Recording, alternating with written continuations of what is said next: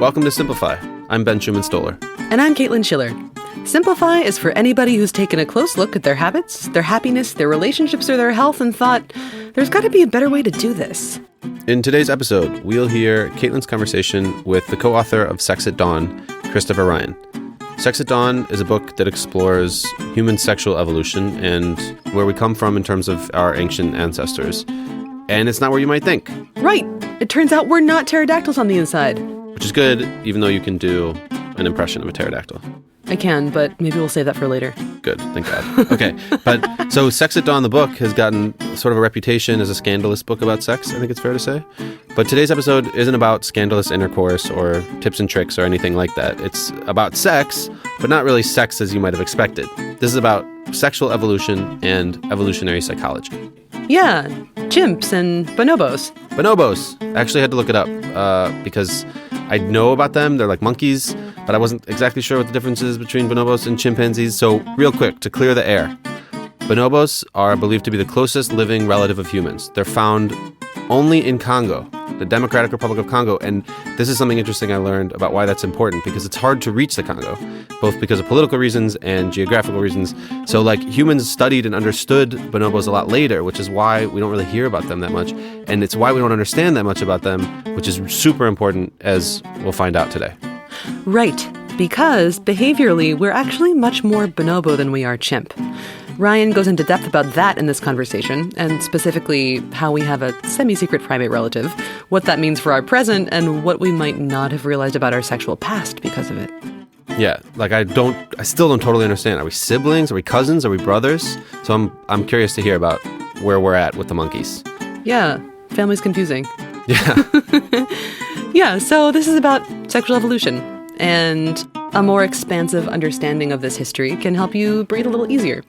Plus, at the end, Ben and I will be back, and we will compose a book list for further reading around the conversation that Christopher and I have.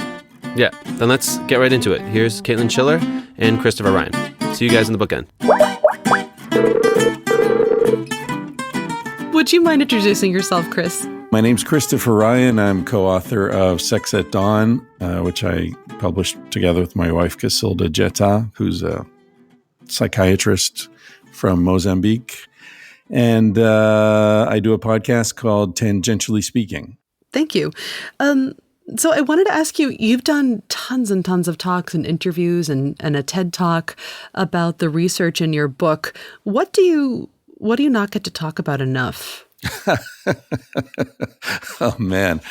Well, as far as sexuality, I think I get to talk about everything as much as I could possibly want, and then some. I never thought I would get tired of talking about sex, but sometimes I do feel that way.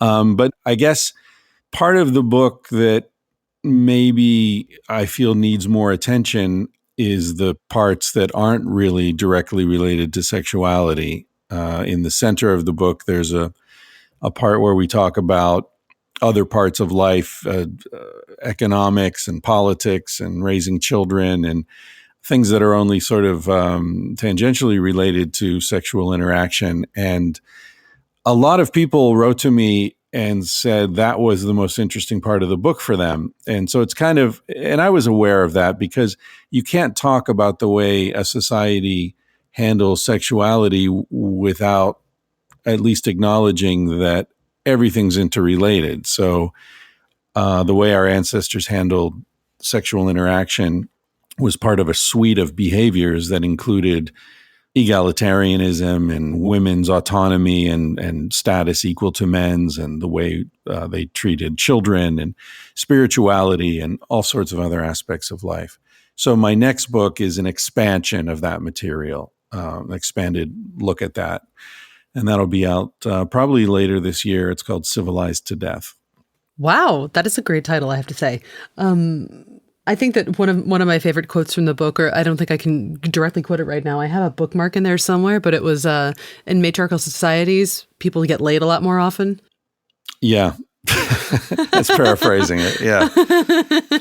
Yeah. Well, and it's also, I mean, we also sort of made a point to talk about how matriarchy doesn't look like the inverse of patriarchy.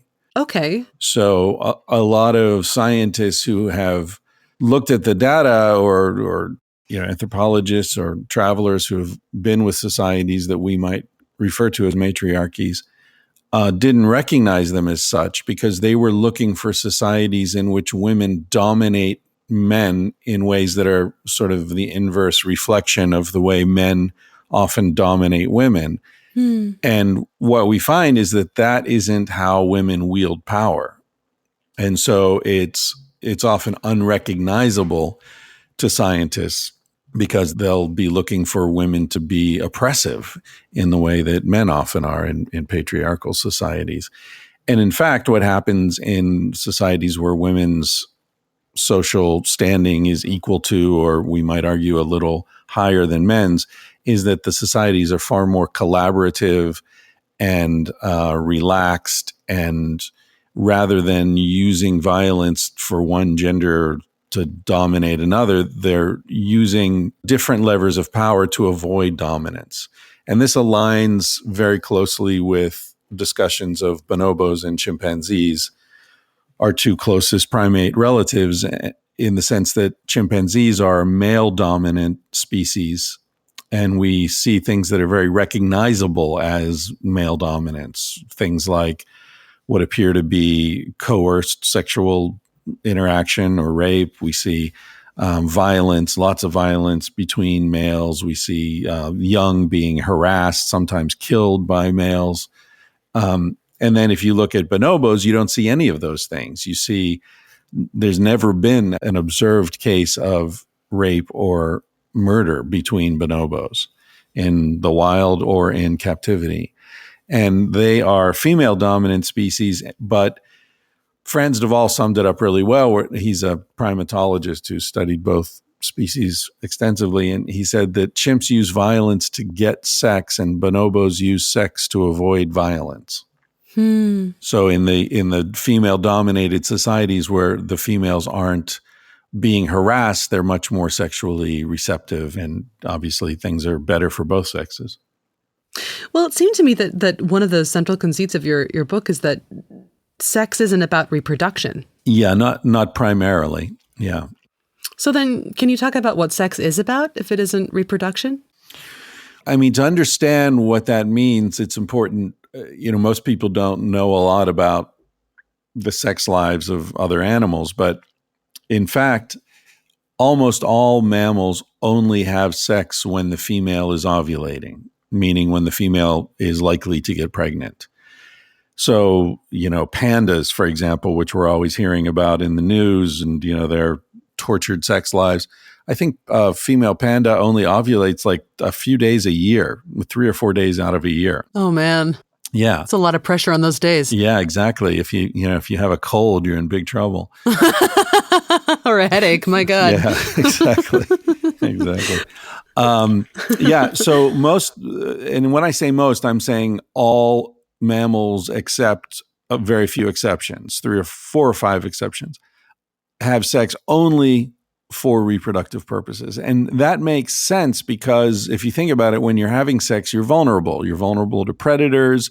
There's increased risk of disease transmission. You're spending energy that could be spent searching for food or taking care of young or, other sort of more practical applications. So why would a species be having sex when it's not going to result in pregnancy? What you find, for example, is in gorillas, let's say, a very closely related primate to humans, gorillas have sex somewhere between 10 and 15 times per birth. And that's typical of mammals, whereas humans have sex upwards of 1,000 times per birth, typically. Wow. Yeah. And so obviously you're doing something 1,000 times per success. That's not the function of that activity, right? So why do humans have sex, if not primarily for reproduction? The argument we make in Sex at Dawn is that sex has been co-opted in our species for social purposes. Mm-hmm. It bonds the social group together. So we take care of one another's children, we share food, we share access to all resources. So having an open, interactive sexual network fits into that because we're sharing everything else. And this, by the way, this isn't controversial, this idea that hunter-gatherers share access to resources and we're politically egalitarian and so on. This is all standard anthropological understanding of hunter-gatherers. The only thing that we did in Sex at Dawn that was controversial is we said, okay, then why would sexuality be the one exception to this? If hunter-gatherers are taking care of each other's children, sharing their food, sharing access to the spirit world and resources and shelter and everything else they had, why would their sexual partners be the one thing that is being hoarded and considered private property? And it just makes no sense when you look at the actual configuration of hunter-gatherer societies. And when, in Sex at Dawn, we lay out a lot of evidence from anthropological research and first contact situations and, travelers and so on, showing that in fact, before missionaries come in and shame everybody into this sort of crazy, unnatural behavior that we recognize in the West or in civilized societies, what you find is a very free, relaxed sexuality. And whether you're talking about the islands of the South Pacific or the first people Columbus came into contact with, or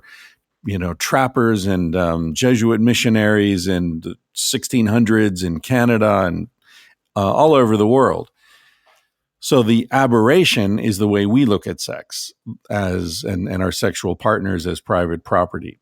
That's what's different in human behavior. The sort of standard for pre-agricultural people is a much more relaxed and open and autonomous approach to sex.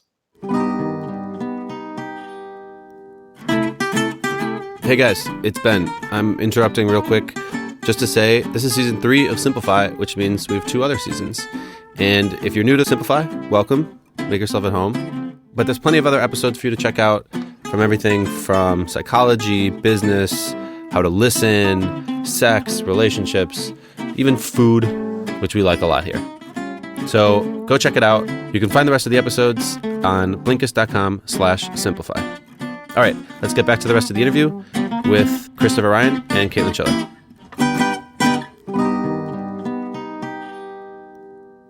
Civilized to Death, that's what your new book is called. It sounds like it's coming out of really current issues. Is that where Sex at Dawn came from too? What were you thinking about or concerned with then that prompted that book to come out? I think the sort of origins of Sex at Dawn were probably the Bill Clinton, Monica Lewinsky situation. And I was just perplexed by the fact that seemed to be a totally consensual situation. And yet both of them were being humiliated publicly, as well as Hillary, for doing something that seemed to me to be relatively innocent. I didn't really see how anyone had done anything horrible there.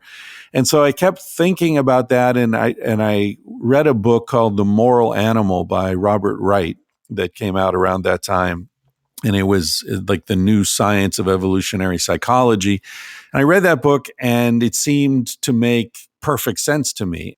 It explained that men and women have different reproductive agendas, and women forever have been trading fidelity for protection and status and meat or whatever from men. And it sort of laid out this very Darwinian understanding of how men and women have evolved differently because women have very few opportunities to be pregnant and give birth in their lives, whereas men can have thousands of children, the whole sort of sperm versus ovum ratio argument. And it explained everything so cleanly. And at the time I was living in San Francisco, and I was surrounded with a lot of very smart, outspoken, politically aware women. And so when I told them about this great book I'd read, most of the women just sort of rolled their eyes and said, "Oh man, that's such Victorian male bullshit." And they've said, yeah, Chris, that's ridiculous. This idea that women have sex to get things from men, that only happens because that's the only way we can get things. That's not why we have sex by nature. We have sex. We like sex. It feels good. I can have more orgasms than you can, So I went back and I started looking at the research that Wright had been talking about in his book. I started looking up his sources, and that's when I first came across bonobos. And I'd never heard of bonobos. Most people had never heard of bonobos. So here are these bonobos, which are just as relevant to any discussion of human nature as chimpanzees are, because we share the same amount of DNA with bonobos as we do with chimpanzees. And yet, Wright's book and most of the other books that I had read are full of references to chimpanzees, the violence, the male dominance, the warfare, and all this kind of stuff, but have very little reference to bonobos, if they mention them at all. So that struck me as very strange. Like, wait a minute, this is science, and yet here are two relevant examples, and they all talk about one, and they leave the other unmentioned. That doesn't make sense. That's not science. That's politics. Why did that happen? Why were bonobos stricken from the record? Well, I think on one level, because they're embarrassing to scientists because they're so hypersexual. Uh-huh. In fact, I think it was Franz de Waal who told me about, I think it was National Geographic sent a film crew to Congo to do a story about bonobos. And they went to, there's a rehabilitation center there where they raise babies whose mothers have been killed by hunters. And so they had all these bonobos in a big area there. And the film crew set up and they said, well, okay, why are they all having sex? When they stop having sex, then we can start filming. And the primatologist said, well, no, you don't understand. They have sex all the time. And the film crew were like, well, but we can't show this on television. Well, and so they ended up flying to Congo for nothing. That's so puritanical. Right. So part of it is that they're so hypersexual and people are so puritanical, including scientists, that they just don't want to talk about it. But I think the other reason is that bonobos undermine the dominant narrative of human nature and human evolution. So the narrative is so important. As I said before, it's not science, it's politics. And a lot of this discussion of human nature and human evolution is very much politicized, but in a way that's unacknowledged.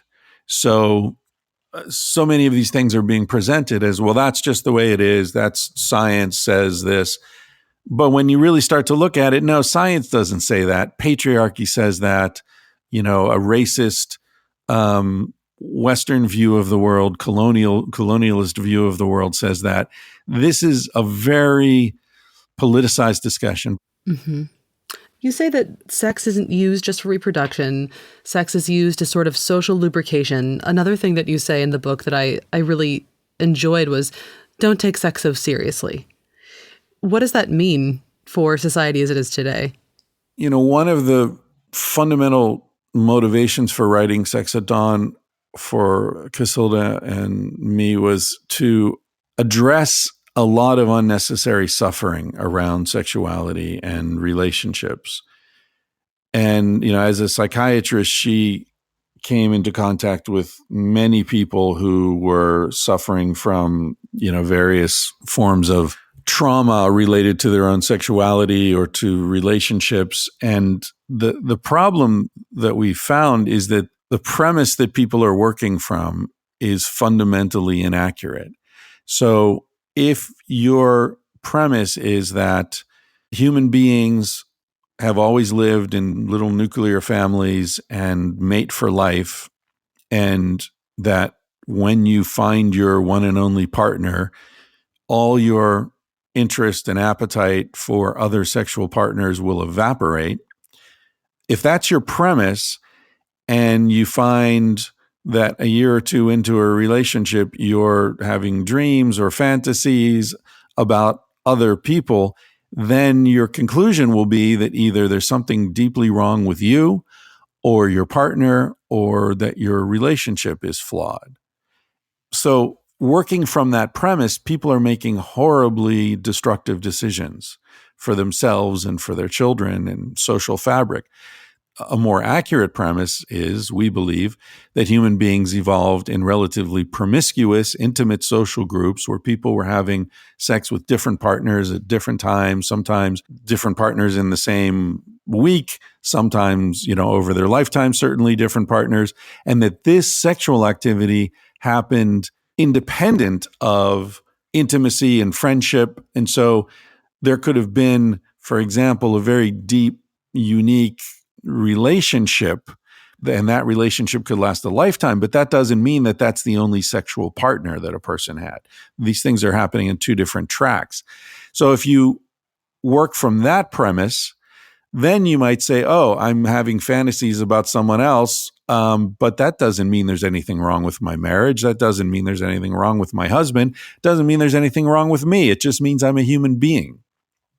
And so it's totally understandable. Now, that doesn't mean you're necessarily going to have an affair. Doesn't mean you're going to, go to orgies or be swingers, or it doesn't imply any particular behavior. It simply gives you a different way to understand those appetites.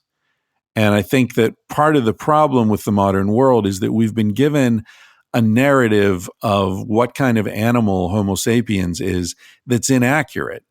And so working from that inaccurate baseline, we end up making all sorts of decisions that are destructive to us. So yeah, that's what I'm trying to say, that our fundamental understanding of what kind of an animal we are is wrong, and that needs to be addressed before we can really get into the symptoms of that misunderstanding. Yeah, and maybe we're just more bonobo, or as much bonobo as we are chimp. On the level of DNA, we share exactly the same amount of our DNA with chimps and bonobos. So anytime I read that, the human's closest ancestor, the chimpanzee, my head explodes. Yeah. Because that's one of our closest ancestors. But on the other side, sometimes people say, oh, in Sex at Dawn, they say that we're closer to bonobos than to chimps. That's also inaccurate. The way I think of it is like bonobos and chimps are my twin brothers. So they're very, very closely related to one another, but their next closest relative is me, right? That's why we share the same amount with the two of them. But in very sort of important fundamental ways, behaviorally, we're closer to bonobos. For example, a female chimp would never let another chimpanzee, male or female, hold her baby, because infanticide is quite common among chimpanzees. Whereas a bonobo mother will let other females particularly hold her infant within hours of being born. It's very common. Now, you go to the supermarket and you see a woman and she's got a baby, and oh my God, what a beautiful baby. It's quite likely that woman will let you touch and hold her baby. That's not unusual for humans. We share with bonobos lots of sexual traits. For example, bonobos are the only other mammal other than humans that have sex face to face. All other mammals are, rear entry. So bonobos look in each other's eyes when they have sex. They hold hands. They kiss.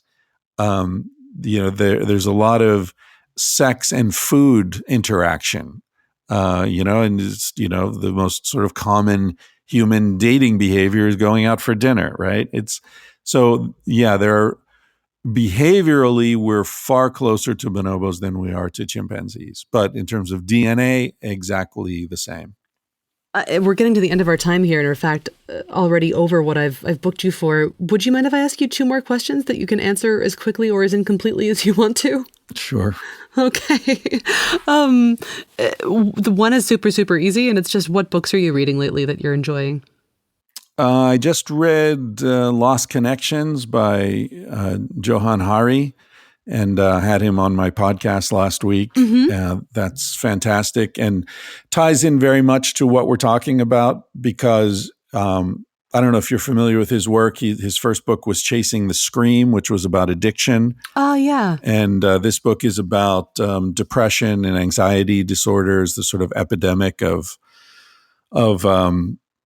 distress, mental distress that's sweeping the Western world. And he argues in both cases that addiction and this depression and anxiety are largely due to social causes, to the lack of meaning and community in the modern world. So that ties in very closely to what I'm arguing, which is that we have strayed away from the way that we were meant to live, the way we evolved to live. Mm-hmm. And so when we do, we suffer, whether it's obesity because our diet and our activity habits have strayed too far from the hunter-gatherer diet and activity, or it's something less tangible like depression or addictive behavior because we've moved away from small, intimate groups of people who know each other very well and take care of each other. So we see this trauma all over, and so I think Lost Connections was a very interesting book. That is now on my to-read list. And then the last question is, if you could leave people who have listened to your interview today with one idea that you would hope that they would seriously ponder and you think could be beneficial to them, what would it be? It would be that the famous Hobbesian line about what human life was like before the advent of the state, in other words, before agriculture, is wrong in every way.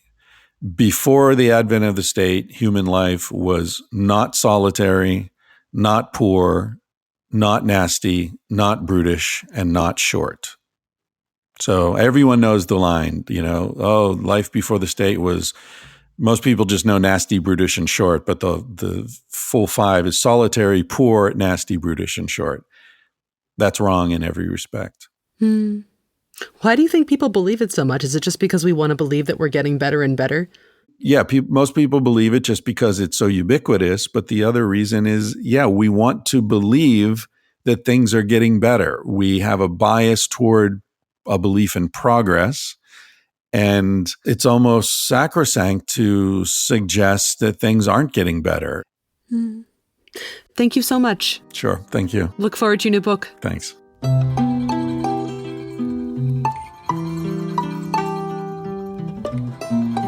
Welcome to the bookend, where we end with books.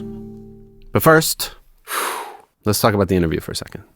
I still can't do my pterodactyl noise. No, please don't. I don't think the microphones would survive. Me either. So, why did we want Christopher Ryan on the podcast?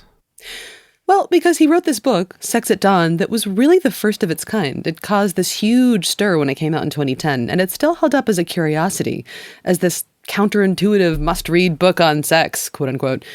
There's something a little bit like a cult about it, I think, or about its image. I have personally this vivid memory of seeing it on a friend's shelf at a party, and this particular copy was black, and the cover features a painting of a female body from navel to like mid-thigh, demurely crossed legs, and a leaf held over her mons. It looked kind of like magical and somehow illicit. That's how I felt about the content before I read it and realized, oh, this is a bunch of science. What did you think it was?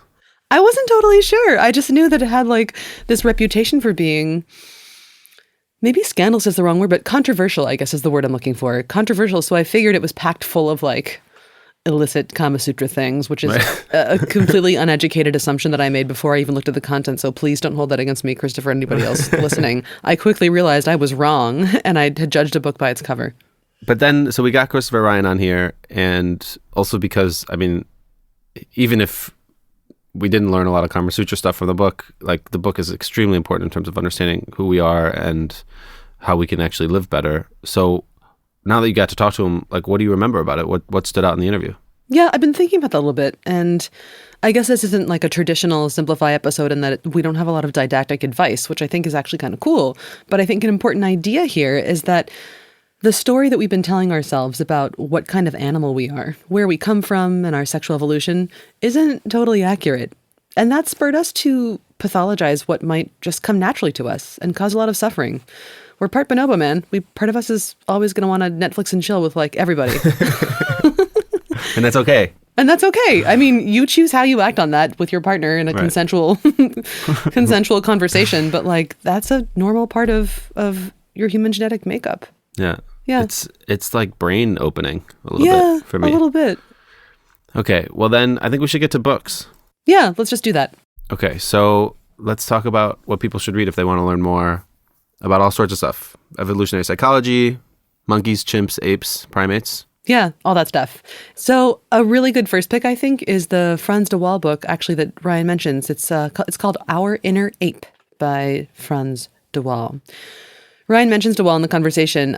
De Waal is this primatologist, and he's the guy who says that chimps use violence to get sex and bonobos use sex to avoid violence. And this book looks at their lifestyles. And it's also an invitation to really zoom out and consider our modern human conceptions of morality and question, does this really work for us based upon what we know about our primate ancestors? Yeah. Before this episode, I didn't know the difference between chimps and bonobos. And now we're talking about like primatology and the exact specifics of how they work in groups and power females and That's like learning, man. That's cool. Yeah, learning. And one day we'll also learn how to say bonobos. I'm going to keep practicing. Bonobos. Bonobos. Bonobos. Yeah. Cool. What else? So another one is one that Christopher mentions that he just read. It's called Lost Connections by Johann Hari. And on his recommendation, I picked it up and I'm reading it now. You can't get on Blinkist yet, but you probably will be able to soon. And it's an investigation of the quote unquote real causes of depression and anxiety. And it basically, the thesis is that maybe they're not fixable with antidepressants and anti-anxiety meds. It looks at flaws in the drug trials for the drugs that are used to treat depression and offers these, quote, real causes of depression, plus ways to feel better. It has mixed reviews, and I'm not entirely convinced of the academic rigor. But I think it's really interesting, and it's also always, I think, worthwhile to consider the social causes of the things that make us mentally ill and make us unhappy. And if nothing else, so far, that's a thing that I'm getting out of this book, and I think is actually really interesting. How do you think it ties into the Christopher Ryan interview? Well, it ties in that he mentioned it as a book he just read and was enjoying or had enjoyed. And I think it also ties in that it's a re-examination of something that we took for granted or we have been taking for granted, which is that you have depression or anxiety because your brain is broken. Because physiologically there's something wrong with you and your levels of whatever are not right. And this book instead challenges that and says, well, maybe some shady things happened to you in the past, or maybe you have inherited trauma from way in your grandmother's era, and it's a thing that you have to work through, and it's not going to get better with a pill. There are other ways to address this that don't mean medicating the crap out of yourself. But also this idea of like understanding and just knowing who you are, knowing where you come from. Is that part of it? I think that's a really, really accurate connection you just made. It's a new way to think about an old conception that repositions the future for you in a way that might bring relief. So it's an opening to reconsider something that you assumed was true. Right. And there's something there maybe about why misunderstanding something is dangerous. Yeah. That too. too. Yeah. And the very personal and societal implications that can have. Right. Like we're all misdiagnosing so much stuff. So much stuff. Well, okay. Can I transition to a book I had an idea for? Yes, I would love that. I had kind of two books on my mind. One was Our Bodies, Ourselves, which is a book that like, it's, I don't know, and it's like 100th reprinting, and it's a classic about like the human body, and my mom gave it to me when I was like 12. Oh, you're supposed to like give it to your kid before puberty, basically. Oh, and they like are like, you got a book. Yeah, well, you're like, there's like pictures, and you're like curious, right, when you're young. I can read you the Amazon.com. Lay that commercial poetry on me, Ben.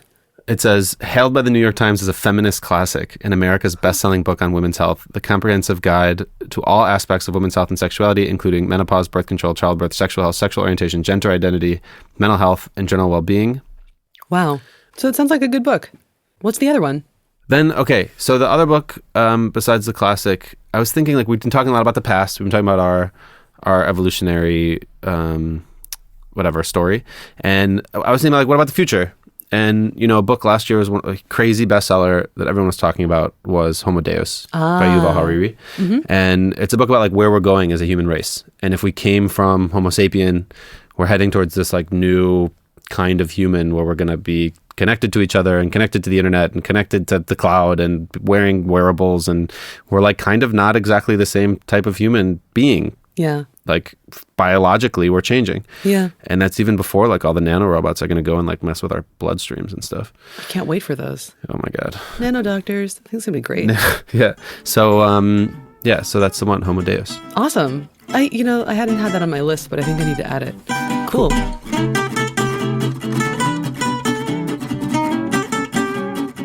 Thanks for listening to this episode of Simplify.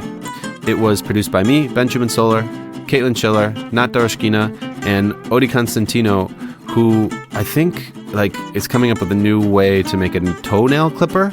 Really? Yeah, it's That's like his latest invention. It's hands-free. Oh. Yeah. I'm intrigued. Yeah. All right. Well, if you enjoyed this episode or feel that you learned something really interesting, could you please do us a favor? Send it to one person you like. That's it. If this person would particularly get something out of this episode, even better. But yeah, spread the word. Like I like to say, podcasts are conversations. Use it to start one with someone you like. Bonobos. Tell them how you can pronounce that. Yeah, and thanks to everyone who's already subscribed. Shout out to all the podcatchers out there, Pocket Cast, Stitcher, Apple Podcasts, Overcast, Google Play. If you don't have a favorite one, you can also email us, and we can tell you based on what phone, what app you should get. Ooh. New feature for Simplify this year. Yeah. Caitlin will personally walk you through downloading and installing all of the podcatchers. The look of abject horror on my face right now. But no, I mean, if you email me, I'll email you something back, but it might just be forwarding you to Ben's address. Anyway, if you do use those podcatchers, give us a review, give us a rating. It helps other people find out about us, so thanks. Yeah, awesome. So we're also on Twitter. I am at Caitlin Schiller. That's CAITLINSCHILLER. All the letters. And Ben, you can be found at Besto, BSTO. Awesome. All right, so rad. Last thing. Simplify is made by the same people who make Blinkist.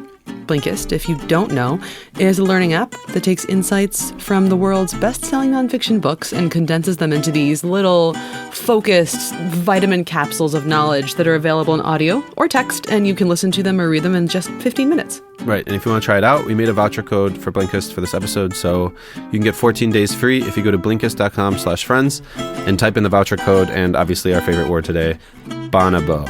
Bonobo. Bonobo. Bonobo. Bonobo. And you get 14 more days if you can pronounce it correctly and tell Caitlin and I how to do it. Yes. Thank you so much for sending in voice memos about the answer to the question, what have you learned was much easier than you initially thought it was? If you haven't done this yet and you want to because you want to be on a Simplify mid-roll in the next season, then record us a voice memo. Tell us what you've learned is actually simpler or easier than you initially thought it was, and you can email it to me and Ben at podcast@blinkist.com. Cool. Then we'll be back next week with another episode of Simplify. In the meantime, be good. This is Ben. And this is Caitlin. Checking out. Checking out. See you guys. Bye.